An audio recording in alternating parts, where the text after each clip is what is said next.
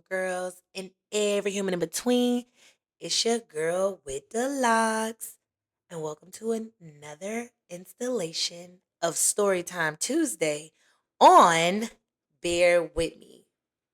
Thank y'all for tuning in. As always, like, comment, subscribe, and leave a review. As I stated in the last episode, we global, y'all. We international. So like continue to spread the word. Let's get some weight behind it, okay? We standing on business, as the kids like to say. So yeah, tell somebody to tell somebody. Tell a friend to tell a friend to tell a friend that the podcast is here and ready for your enjoyment. Like I said, it's Storytime Tuesday. And man, let's get into it. So I've actually spoken in relation to today's theme a little bit, and actually this story could have been a full episode, but it's just sitting too much at the throat for me not to get out now rather than later. And I also just want to stay because I always give my flowers to those that are due, especially while people still living. Give people their flowers while they still living. You feel me? I want to thank the human who affirmed that my this week's story time should have been this week's story time. So shout out to you. Thanks. Okay. So I work. I got a job. Like eventually this podcast gonna be the source of income. I'm claiming it, I'm stamping it, I'm marking it, I'm declaring it. Decree and declare. See. Anyway, stay focused. So I work, and in working and working with people of different ages, different backgrounds, different everything. Like it's just diverse. I noticed or have been noticing a few things. One, people don't want to work or don't like to work. Is it really my jam to get up every day to to work? Not really, but I also do something that I enjoy doing. So, are there days I don't really want to get up and go to work? Yes, but I like what I do, so I'm cooling. I also like income. I mean, if the money not the motive, then what we doing? And so, okay, let me dial it back and just keep it going. Second thing I noticed outside of people not wanting to do or liking to work, people in leadership positions are not always leaders or quality leaders or know how to lead. It's it's crazy. But it's not crazy because we got people that be in positions that make decisions for us and don't know what they be doing, but I'm not gonna get into that. All right, so here go the story. I'm gonna set the stage for you. So I'm at work and I get a message, and the message was like, "Do we want to add any questions in the survey? If so, let's send them to the coordinator of the survey." My response is, do we have any idea of what questions we should ask? Because I've never done a survey of this type or style. And so I'm not really sure what we want to add. Just, I don't know. I ain't never done this before. So then I'm like, well, the only thing I can think of is, and then I list the questions, the response. I like those. Can you send them to the coordinator and have them added to the survey? I'm like, okay, yeah. So initially, I'm like, cool. No, no, no harm, no foul, no sweat off my back. But then I just kind of sat with it, and I'm like, Shorty didn't know what she wanted to ask or what was good questions to ask. So she outsourced. Nothing really wrong with outsourcing. But then when you turn around and said, those are great, can you send them to so and so? Oh, so you wanted me to do your task. This was a task for you that now you made for me. I have mixed feelings about that. But not even like I'm glad that I am a person that you believe has good ideas or whatever the case. I'm here for that. I'm not here for you now giving me your tasks. That's not it. And then like it wasn't like sometimes people say stuff in the name of delegation. Oh, like I'm delegating. Mm. When you when you delegate, you still got to do work for yourself. You still got to do what you got to do. Like I'm. Mm-mm. So that is. Those were the two. That was the situation that really kind of bothered me. But then there have been other moments where like things were said or asked for in the realm or frequency of coaching or delegating, but it was just basically you passing on a task, and I don't like that. And I also noticed I've been assessing or reflecting on my leadership and my influence, and I've had to really learn or just become more aware like I'm dope and I have a lot of value because when I first moved into leadership, I knew that I had ideas and I knew that I could move things forward. But I kind of question myself because like everybody else do it and they do it so well and just like I don't really know. But like I have to keep reminding myself like one, if you wasn't thebomb.com, you wouldn't have got the position. Two, think about the ways in which I was influential before I was even in a leadership role. And so tapping into those things, I have to remind myself like, shorty, you code, and and do what you do because they looking. But what also is bothersome is when you work under people who don't really do their jobs well, and because you affiliated or associated with it, you low key end up stepping up because you with them and you don't want to be raggedy, so you end up supporting them so that they not raggedy. And if it's one thing Whit not gonna be, is raggedy. I just can't do it.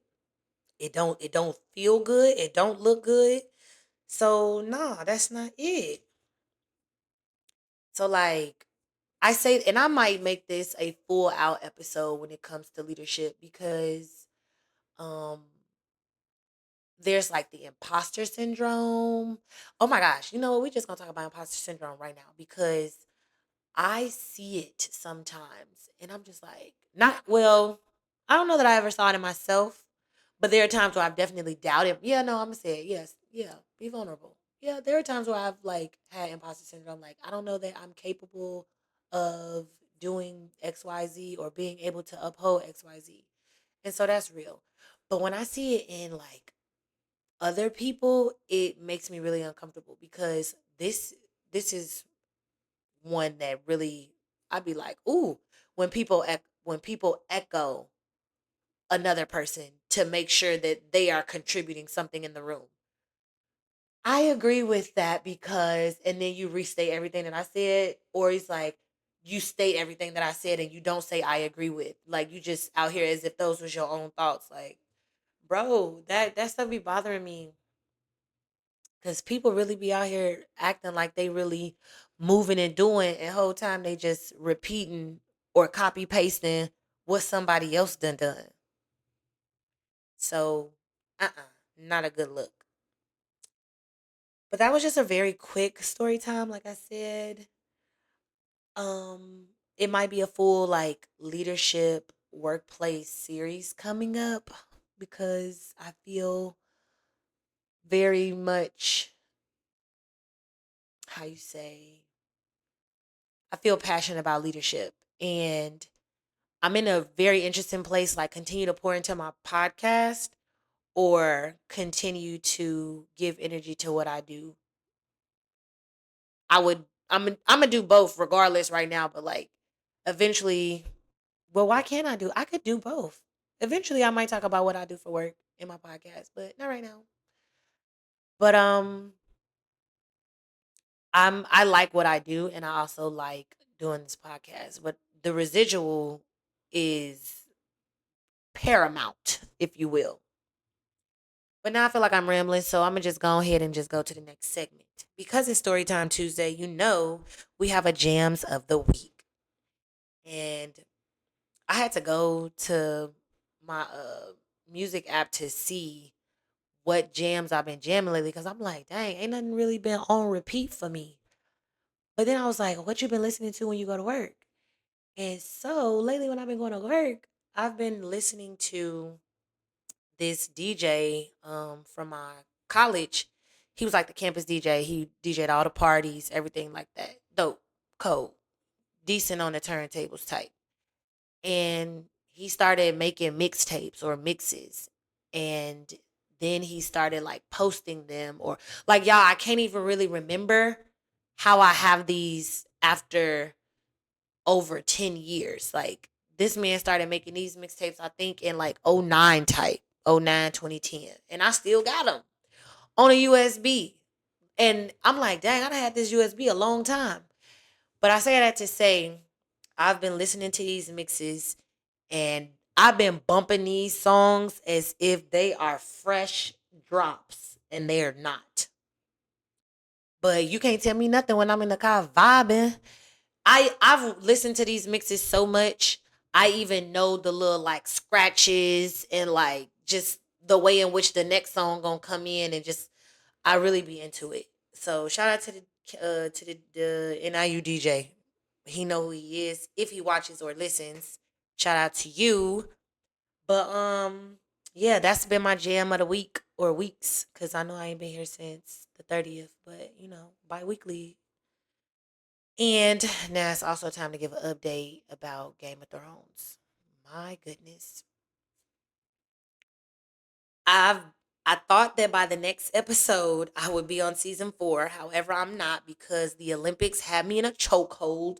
Like I was running home to watch the Olympics, mad that I couldn't really watch and be at work because if I'm watching the Olympics, then I'm not doing work. And if I'm not doing work, then I'm watching the Olympics. So it was just like, how do I manage my time? Really dislike that I had to watch basically all of the day's events at like 7 p.m. because I gotta stay off social media because I don't want to see who won and who going to the next round and all this and all that. So it was a bit challenging, but I when I tell y'all I was locked in to the Olympics, I was locked in. Not gonna get too much into Jordan Childs and her getting bronze and then it being stripped because I don't remember all of it too much, but it was real like, ooh, y'all did that for real? Oh, okay. Yikes. But whatever. So Game of Thrones. So I'm currently on season 3, episode 7. And y'all, I mean, if it's one thing Game of Thrones is gonna do, it's gonna build. And it is building, okay?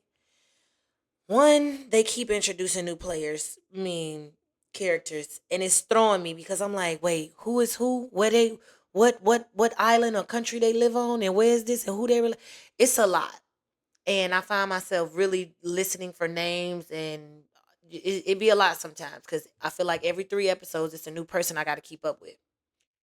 But that's not really a bad thing because I mean the plot line is just developing, and I'm here for it. But baby girl, I think her name Daenerys, whatever, Mother of the Dragons. Shorty, she cold. She cold. I gotta give her her props because she moves in a way that gives naive, but whole time she a woman on a mission and she got a plan. And everybody else just don't always know it. And so what was super cold, she was looking for an army so she could go to the Seven Kingdoms and take back the throne.